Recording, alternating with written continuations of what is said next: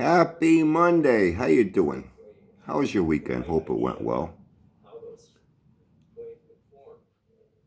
Are any of you still mad at me because of what I said over the weekend? You poor widow babies.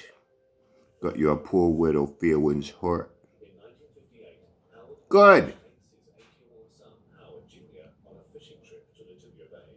Well, first we'll get to the weather. Come on, man. I gotta do it. It's much more seasonal now, as it should be. For a while, not just here, but a lot of the country was caught in the grip of a pretty bad cold snap. Much lower temperatures than I think they broke records in many places.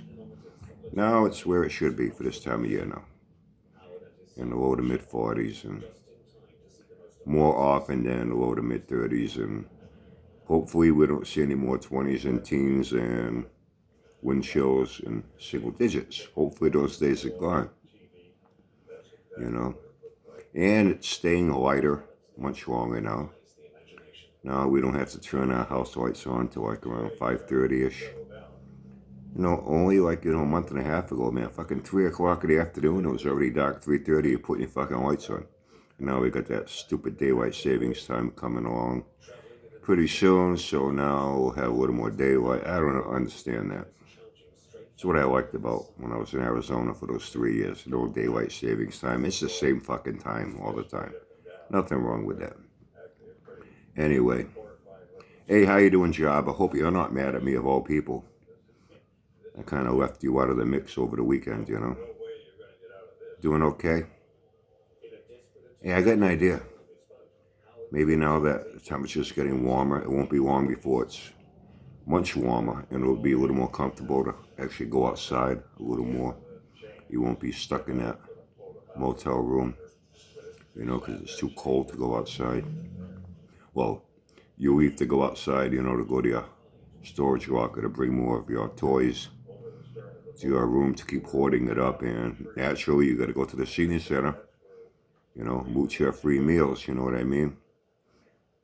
I don't think any bad weather will stop you from doing that. But since Joe Mad and your buddies, none of them have gone by there to, race Hot Wheels cars with you indoors. Maybe once the weather gets warmer, maybe Joe Mad will go by there, or maybe somebody else. And now it'll be warm enough outside, you can take those 2 bicycles out in the parking lot, and you guys can race out in the parking lot. And you get some exercise at the same time. Maybe lose some weight. Hopefully put them fucking cigarettes down. Dude, have you stopped smoking yet? Have you stopped smoking yet? Anyway, something came to my attention. I said a while back, how I feel about NASCAR. To me, NASCAR stands for non-athletic sport centered around rednecks. I liked it when I was a kid, I really did. Due to the fact that the cars were cool, you had every manufacturer in there: Olds, Buick, Pontiac, Chevy, Ford, Plymouth, Dodge. They were all there. You had the big names, the Cale Yarboroughs, the Richard Pettys, the Allisons, and if I recall, the Earnhardts. As I recall, I remember when that guy by the name of Jeff Gordon came along, he was hated. The good old boys did not like the fact that this Jeff Gordon was not a good old boy. He was from Indiana, you know what I mean? They kind of had that sport locked in for themselves. He was considered an outsider. He got booed at races. They threw shit at him. When he was doing his donuts after he won a race, And then one by one, the cars went away. And became Chevy, Ford. I know Mopar, I think, they tried to make a comeback at one point with that Dodge Magnum. Was it a Dodge Magnum? Something like that. Or a Cordoba. Or a Charger. And it was a fucking Cordoba that they morphed into a few different models. And then that went away. And don't even get me started on truck racing. What's next? They're going to start racing John Deere tractors or something, Maybe golf carts. It's a little inside joke. I know Will will get it. uh, and then stage racing, the chase. Uh, it turned into a fucking shit show. You know, attendance dropped down a lot. I know there have been some races. They're even the way TV coverage on it, you know. They're not showing certain portions of the racetrack like they used to. The stands, they're keeping it down low. They don't want to show back stretches with all empty seats. And at one time they were filled. You know, they've come up with a lot of gimmicks over the years. You know, everything from that digger, that cartoon golfer that popped up out of the track to attract kids. You know, digger. Is it a groundhog, a golfer? That was fucking stupid. And then I think the biggest gimmick of all was Danica Crash Patrick. Yes, Danica Crash Patrick. Get a cute girl with a hard ass in a race car, and that'll attract maybe more guys. Maybe that'll attract women to the sport. And there have been some really good women drivers in racing. Remember in IndyCar, they had Janet Guthrie. There have been some really good women. The thing is, you know, please don't accuse me of being sexist, but they were not very attractive. You know, Danica was, but she was not very good. You know, she came from IndyCar, and they made a big deal. She was really, well, she won a race in IndyCar, but they don't tell you the whole story. That race she won in IndyCar was an exhibition race. It was a non-sanctioned, no-point race. Just an exhibition race. And all the major teams stayed home here in the United States. They preferred to get ready for an upcoming event. In IndyCar, I went to its changes too. You had IndyCar, then it was COT, you know, and a lot of manufacturers came and went in that as well. I'm leading up to something, by the way. I'll take my sweet ass time about it too. That seems to irritate people. That's okay. I know it's hard to believe. I do hear that from time to time, that I irritate people. Little old me, really? I irritate people? Oh well. And she went. And she won that race because the leaders in front of her, right towards the tail end of the race, one of them, tire went down. He had to pull into the pits. That was it. You know, his day was done. By the time he came back out, he was way back in the field. Another one ran out of fuel. And that's how she wormed her way into the lead and won a race. But she was racing nobody. She was racing amateur races. Not one top race team was there. You know. So that was a meaningless win. Nothing, no glory behind that win. She didn't earn that win. It was pretty much handed to her by cars dropping out ahead of her with, you know, a couple laps to go here and there. They get her in NASCAR. You know, when you get Hendrick Racing, same thing with Richard Childress, Penske. You know, I call them the big three in racing. When you get a seat in one of their cars, you got something good. You got a very good team behind you. You have the best equipment. You're going to get the best crews, best crew chiefs. And she was the one that, you know, reminds me of that movie. Is it Days of Thunder? Get a car out alone on a track, or they can go like a motherfucker, you know, get a good starting position and qualifying. You put them in a pack of cars now, and you know, I used to see that in sports, man. We'd have pickup basketball games. There'd be some guys, man, they'd be out there by themselves, sinking fucking shots from fucking half court and shit. You get, you know, a 3-on-3 or 4-on-4. You get them in a crowd, and these guys can't make a fucking bunny shot. You know what I mean? It's a whole different game when you put them in a crowd. She crashed out of most races. She took out a lot of other drivers with her when she did. She got away with a lot of shit because of the fact that she was a woman. You'd see her after races. She'd go up to fucking drivers and grab them. I remember one time Kevin Harvick. If a guy had done that to Kevin Harvick, Harvick would have fucking plowed him. She was grabbing him by their fucking, yeah. And the guys are like, whoa. She got away with a lot of shit. Any other driver would have got fined, would have got suspended. She had a cute face and a hot ass. And she was a marketing tool for GoDaddy. You know, NASCAR, everything you saw, Danica, GoDaddy, that car. And then she lost her ride, and eventually she was out of NASCAR. She was a non-competitive factor in a race. She was a non-factor in every race, pretty much. I think she qualified, wasn't the Hendrick cars all qualified 1, 2, 3 for Daytona 1 year, something like that? You know what I mean? And they tried it all, but it kept sliding, and then they come up with the chase, and then the championship, and then stage racing. Well, two things have been happening, and I caught it on Google. I go on Google once in a while just to look up something, and it's things that I'm looking to buy something. So I want to look to see if a store has it. You know, and when it comes up on the feed, there's all kinds of news items, and even that's fucking stupid. What's with this AI? It's out of fucking control, these stupid shit. I saw a few videos up on here, too. Once in a while, when I want to take a minute to scroll the feed on here, the all-new 2026 Pontiac Firebird. There ain't no fucking 2026 Firebird Trans Am coming in 2026.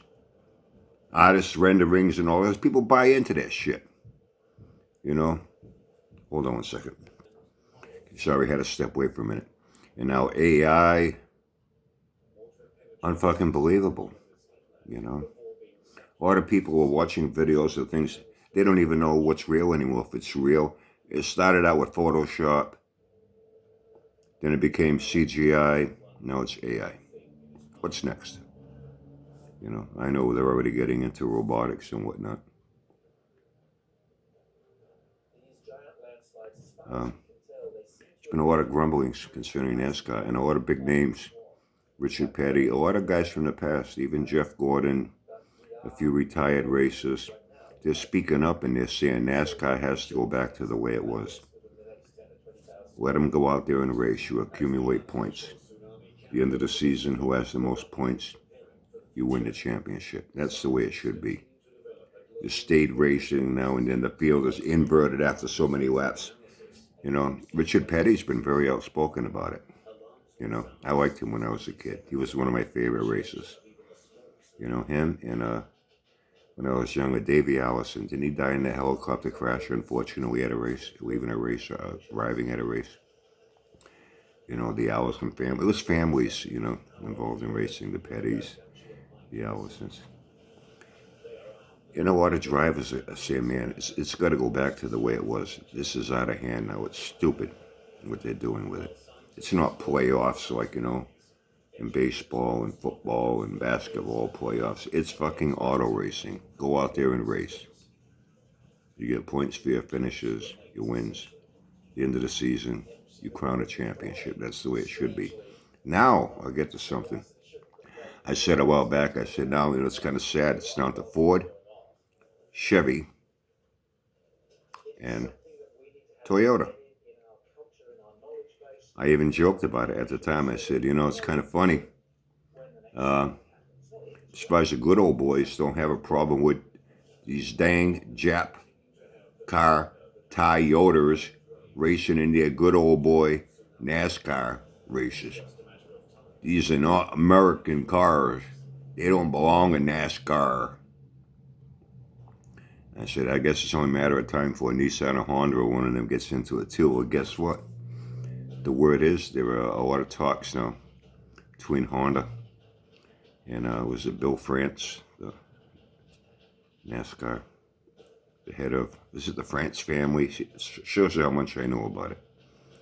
When I was young, I could tell you a lot more about it. These days, not very much.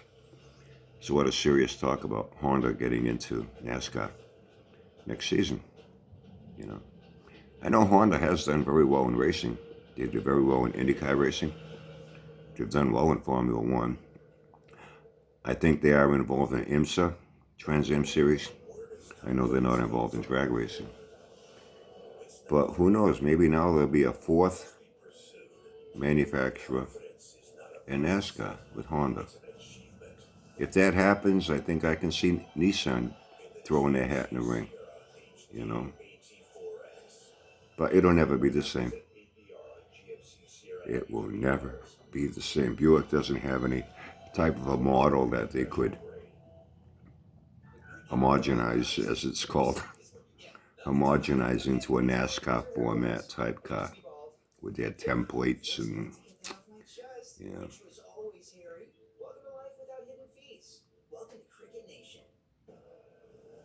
Restrictor plate racing killed it too. You don't have that surge of power where you can put your foot into it and pull out and pass like you could before. I can understand cutting back on speed. That I can understand. You know, cars don't need to be going 210 miles an hour around there, you know what I mean? But putting a restrictor plate on them, it kills the racing. Now it's drafting. You get them on a, a mile and a half, 2 mile track, like Talladega, Daytona. It's pretty much, you just fall in line. And that's pretty much what you're watching, for 2-3 hours. And then you get, 10 laps to go and all hell breaks loose, the big one, because now they get a little more reckless now. Cars are pairing up because they get more slipstream by having more cars in a line than just one single car that pulls out. Second place, he ends up back in 30th place just by pulling out of that line. It's taken a lot of the actual racing away from the driver and just down to basic aerodynamics. You know what I mean? So, they wanted to go back to the way it was. Go with smaller displacement engines. It'll limit your speed, but you'll still have that passing power in between. A lot of changes can be made, but one guy was saying there's something called Race Hub. I catch a lot of sports shows. I got like 5 different ESPNs and other sports-oriented channels. And a few retired racers, they go on, they've been expressing their opinions. And they're saying they're concerned about NASCAR reaching a point of no return. They will never get that fan base back. That excitement, the drama of a race will never come back. It's too predictable. Go out there. The short track racing is a fucking joke too. When you got cars in a fucking half-mile track, isn't there one that's a fucking quarter-mile track? Martinsville or something. You're sticking fucking 38 cars, 40 cars in a fucking... They're nose to tail all the way around the track. You watch it, you don't even know who the fuck's in the lead. You don't know what's going on. And they're hitting speeds of a whopping 70 miles an hour, you know what I mean? I'm trying to remember who that guy was. Former crew chief, Ray Everingham. He's the one that came along, that got Jeff Gordon, going. He said he's worried it's reached a point of no return, that it'll never go back to the way it was. They tried to do too much with too little, and they fucked everything up. Okay? So anyway, I said happy Monday when I started this video. There are times when I do like I'm doing right now. Sunday morning, I got a lot to do tomorrow for Monday. So proper planning and preparation is essential to have any chance of any success at anything you're doing, whether you're painting a room, working on a car, cutting your grass, no matter what you're doing. So there are times like this I plan ahead. Some people know. Because tomorrow morning I won't feel like doing this. And sometimes when things are fresher on my mind and I don't want to forget little things, now I'll get it out. And I put it away and I just upload it in the morning, So I was planning on uploading this tomorrow for my Happy Monday video. But now that I got through saying all of this, I think I'm going to upload it now. Get this out of the way. Auntie Billy's got to work today like she does every Sunday. And I'm going to go drop in on some people and hang out. And I guess that's about it. Yeah, I know some people are mad at me. Boo fucking who. See you again this week sometime. Quite frankly, YouTube in general, man, is really... I'm not very enthusiastic about it. I don't find it to be as much fun as it was at one time. I find the people as humorous and comical and hysterical as they can be. And I don't need to name names, you know what I'm talking about. I'm finding them to be very boring, predictable, and pathetic. And I don't have a whole lot of desire and ambition to want to keep doing what I've been doing. So I'm going to play it by ear and see what happens.